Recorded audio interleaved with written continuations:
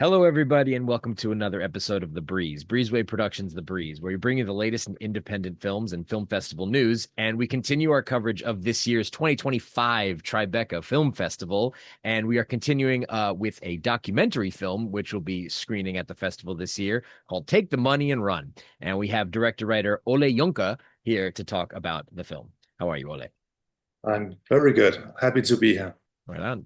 Thank you for taking the time, zooming in from Copenhagen before flying to New York. Tell me a little bit about Take the Money and Run. Yeah, Take the Money and Run is the story about an artist that he's actually quite an acclaimed artist, but he never really succeeded making any money of what he's been doing. So he's been exhibited in big museums and biennales all over the world. But as he is a conceptual artist, it's not very easy to sell his works. For example, he's made a work where he took some pigeons from Albania and moved them to Greece and let them out. So they were kind of illegal immigrants, and Wow. then you could buy cardboard boxes with the pigeon shit all over it. It's not something that you will hang on your wall typically. No. So, but okay. So he is hired. A museum in Denmark hires him to make two old pieces that he made before. It was an average Danish income that was going to be framed as the cash money, and an Austrian average income, year income. So it's quite a lot. It's about $83,000. And of course, he didn't have the cash himself to put inside the frames. So the museum, of course, loaned him the money. But when he was going to recreate the pieces, he he was in a bit of a financial troubles. He also had to use a lot of money for making the frames and everything. So then he thought about, oh, why don't I just keep the money they loaned me, and they'll just get the two old empty frames. Previously, there had been money in them, Yeah. but in back it's 15 years back when it been exhibited. But then he just a day or two before the exhibition was opening the museum, he delivered the boxes, and he wrote them an email telling them that the work has changed its name, and now it was Take the Money and Run. And that from Yikes. that on, all the drama, yeah, is Yeah, rolling. Yeah, that's kind of an awkward moment for the person that commissioned this art and then the artist themselves, because where does art end and fraud or thievery begin, I suppose? yeah, Like the reaction from the people that lent him the money, I'm sure was not pleasant. And how did they take that? Because I'm sure it wasn't welcomed. yeah. I mean, it's the museum director. Actually, he found it to be quite humorous, but also as he was the director of an institution, he couldn't let this just happen. Uh, so he said, Jens, are we going to get back our money? And he was saying, I don't know, maybe, maybe not. Uh, and after some time, he said, "No, you won't get the money back because I'm a professor in fine arts, and I know I made a fantastic piece. And if I give you back the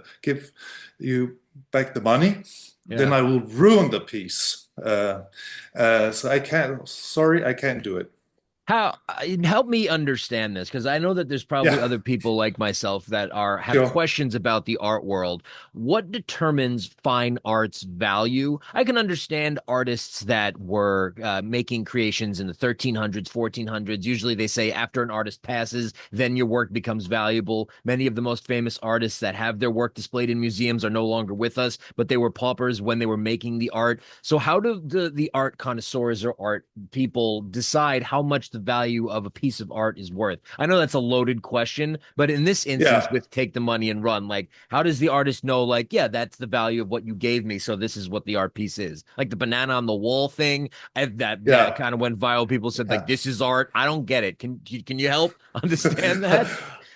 I can try. I mean, Yeah. I'm just a filmmaker. I'm not an expert in arts, but what I see from this, I would think when he did this, the reason why I wanted to make the film was also that I thought this piece would be worth a lot of money.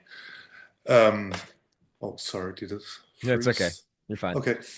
Uh, and because where I come from the more like commercial TV documentary world, then if you get a lot of attention, that equals money. But here, I think with the fine arts, also his gallery owner, the gallerist of this artist, told him that he was going to make a lot of money, $1 million easy or more, on this piece. But it ended up not being like that, and I think. So it's quite a complicated question to answer because maybe something like this can raise your value, but maybe not. And it's not like he's selling a lot now. So Yeah. so It's so so yeah, I can't tell you. I mean, he ended up when you watch the movie, you will see that he ended up getting quite a yeah, he did get a little bit of money, but not as much as he anticipated in the beginning. Yeah, I mean, it's interesting to see that this actually happened, and you were able to document this story of the artist that revealed a piece that was so shocking that some people might find it humorous, like you said, like the person that commissioned it, or atrocious Yeah, or illegal. I mean, I don't know how you would handle something like this in court, but I guess you'll have to see it. I can see that my camera froze. Uh, yeah, sorry yeah. about I that. can see. And but well, in conclusion, tell me, what do you expect audiences to take from this film after they've seen it?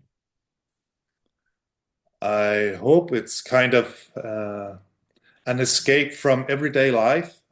For me, that was why I went into it, Mhm. because I thought this guy, he's doing what a lot of people, maybe myself included, would like to do, just grab the money I think I'm worth and then run away, but you never do it.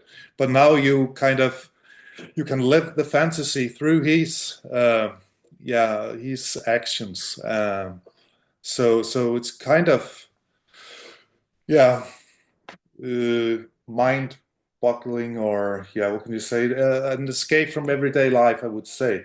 And also, what I found is that he has some mental health problems, or he has bipolar disorder, and that affects his life very much. And the film also is uh, focused a lot about this mental health issue. And I also hope that will give the viewers or the audience a kind of insight to what happens in people like this brains.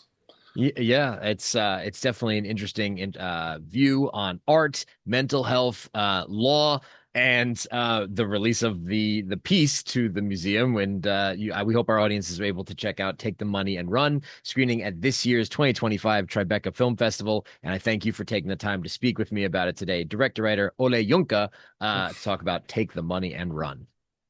Thank you.